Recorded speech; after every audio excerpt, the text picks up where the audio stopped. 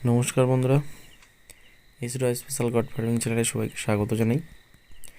আমরা সবাই মোটামুটি ছাগল পালন সম্পর্কে একটা বেসিক ধারণা সবার মধ্যেই আছে, কিন্তু আমরা ছাগল পালন করতে গেলে একটা ট্রেনিং না থাকলে নানান রকম সমস্যার সম্মুখীন হতে হয়।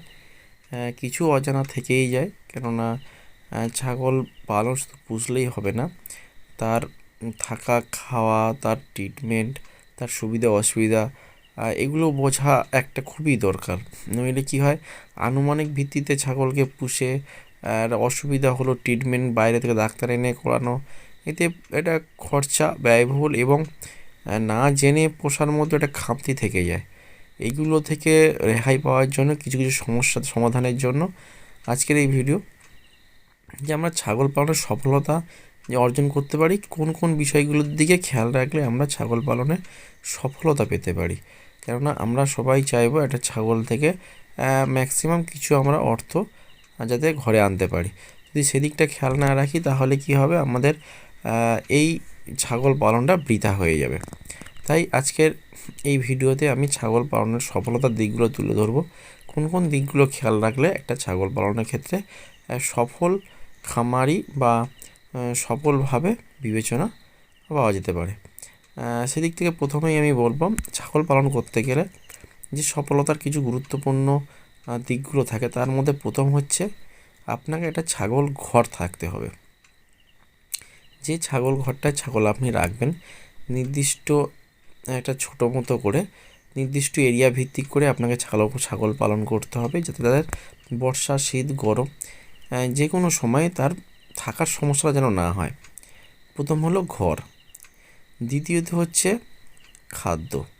আপনি ঘর করার পরে ছাগল আনলেন, আপনি কি খাওয়াবেন, আপনাকে খাবারের যোগানটা ঠিকঠাক রাখতে হবে। কারণ ছাগলের খাবার না থাকলে আপনি ছাগল পুষলেন, খাবার সব টাইম মতো সরবরাহ করতে পারলেন না, বা আপনি 3 টাইম খাবার ঠিক মতো দিতে পারলেন না, বা 2 টাইম দিন বা 3 টাইম দিন, এই খাবারটা পর্যাপ্ত যদি তার না হয় তাহলে কিন্তু অবশ্যই একটা সমস্যার দিক হয়ে দাঁড়াবে। তাহলে দ্বিতীয় কারণ গেল খাবার। তৃতীয় কারণ, যেটাকে আমরা 3 নম্বর কারণ বলছি, এই 3 নম্বর কারণটা হচ্ছে ছাগল পালনের পরে আপনার মনে রাখতে হবে যে কৃমির ওষুধটা আপনি টাইমে খাওয়াতে পারছেন কি না। কৃমির ওষুধটা ভীষণভাবে ছাগল পালনের ক্ষেত্রে এটা অন্যতম দিকও বলে বিবেচিত, তাই খেয়াল রাখবেন কৃমির ওষুধটা যেন ঠিকঠাক টাইম মতো খাওয়ানো যায়। 3 গেল, এবার আসছি 4 নম্বর। মনে রাখবেন ছাগল পালনের ক্ষেত্রে ভ্যাকসিন একটি গুরুত্বপূর্ণ দিক হিসাবে বিবেচিত। আপনি ছাগল পালন করবেন অথচ ভ্যাকসিন দেবেন না, এমনভাবে ছাগল পালন করলে তাহলে কিন্তু হঠাৎ আপনার ছাগলের যে কোনো রোগের সম্মুখীন হতে পারে।